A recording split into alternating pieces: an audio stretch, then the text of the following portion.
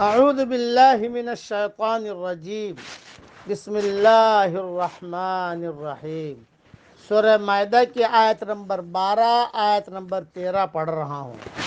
وَلَقَدْ أَخَذَ اللَّهُ مِيثَاقَ بَنِي إِسْرَائِيلَ، اور اللہ تعالیٰ نے بنی اسرائیل سے عہد و پیمان لیا۔ وَبَعَثْنَا مِنْهُمُ 12 نَقِيبًا، اور انہی میں سے 12 سردار ہم نے مقرر فرمائے۔ وَقَالَ اللَّهُ إِنِّي مَعَكُمْ، اور اللہ تعالیٰ نے فرما دیا کہ یقیناً میں تمہارے ساتھ ہوں۔ لَئِنْ أَقَمْتُمُ الصَّلَاةَ وَآتَيْتُمُ الزَّكَاةَ وَآمَنْتُمْ بِرُسُلِي وَعَزَّرْتُمُوهُمْ وَأَقْرَضْتُمُ اللَّهَ قَرْضًا حَسَنًا لَأُكَفِّرَنَّ عَنْكُمْ سَيِّئَاتِكُمْ وَلَأُدْخِلَنَّكُمْ جَنَّاتٍ تَجْرِي مِنْ تَحْتِهَا الْأَنْهَارُ، اگر تم نماز قائم رکھو گے اور زکوٰۃ دیتے رہو گے اور میرے رسولوں کو مانتے رہو گے اور ان کی مدد کرتے رہو گے اور اللہ تعالیٰ کو بہتر قرض دیتے رہو گے تو یقیناً میں تمہاری برائیاں تم سے دور رکھوں گا اور تمہیں ان جنتوں میں لے جاؤں گا جن کے نیچے چشمے بہہ رہے ہیں۔ فَمَن كَفَرَ بَعْدَ ذَلِكَ مِنكُمْ فَقَدْ ضَلَّ سَوَاءَ السَّبِيلِ، اب اس عہد و پیمان کے بعد بھی تم میں سے جو انکاری ہو جائے وہ یقیناً راہ راست سے بھٹک گیا۔ فَبِمَا نَقْضِهِمْ مِيثَاقَهُمْ لَعَنَّاهُمْ وَجَعَلْنَا قُلُوبَهُمْ قَاسِيَةً، پھر ان کے عہد و شکنی کی وجہ سے ہم نے ان پر اپنی لعنت نازل فرمائی اور ان کے دل سخت کر دیے۔ یحرفون الکلم عن مواضعہ، وہ کلام کو اس کی جگہ سے بدل ڈالتے ہیں۔ وَنَسُوا حَظًّا مِّمَّا ذُكِّرُوا بِهِ، اور جو کچھ نصیحت انہیں کی گئی تھی اس کا بہت بڑا حصہ بھلا بیٹھے۔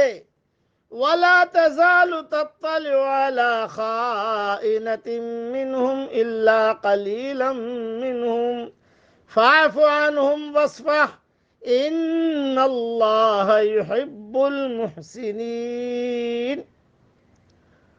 ان کی ایک نہ ایک خیانت پر تجھے اطلاع ملتی ہی رہے گی، ہاں تھوڑے سے ایسے نہیں بھی ہیں، پس تو انہیں معاف کرتا جا اور درگزر کے کرتا رہ، بے شک اللہ تعالی احسان کرنے والوں سے محبت کرتا ہے۔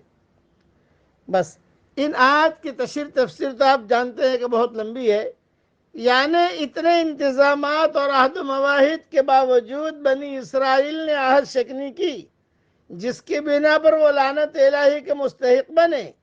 اس لعنت کے دنیاوی نتائج یہ سامنے آئے، ایک کہ ان کے دل سخت کر دیے گئے جس سے ان کے دل اثر پذیری سے محروم ہو گئے اور انبیاء کے وعظ و نصیحت ان کے لیے بیکار ہو گئے۔ دوسرے یہ کہ وہ کلمات الہی میں تحریف کرنے لگ گئے، یہ تحریف لفظی اور معنوی دونوں طرح کی ہوتی تھی، جو اس بات کی دلیل تھی کہ ان کی عقل و فہم میں کجی آ گئی ہے اور ان کی جسارتوں میں بھی بے پناہ اضافہ ہو گیا ہے کہ اللہ کی آیت و تکمت اس میں تصرف کرنے سے انہیں گریز نہیں۔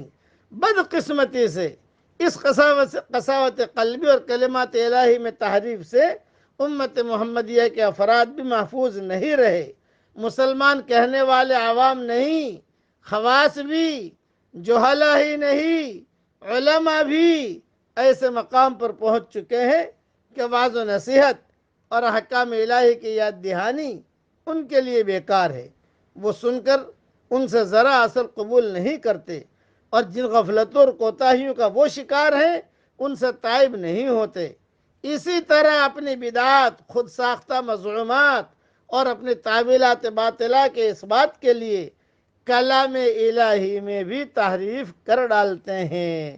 اللہ تعالی ہم سب کی پوری پوری حفاظت فرمائے اور ہم سب کو اللہ صحیح صحیح سمجھ عطا فرمائے۔ آمین۔ وآخر دعوانا ان الحمدللہ رب العالمین۔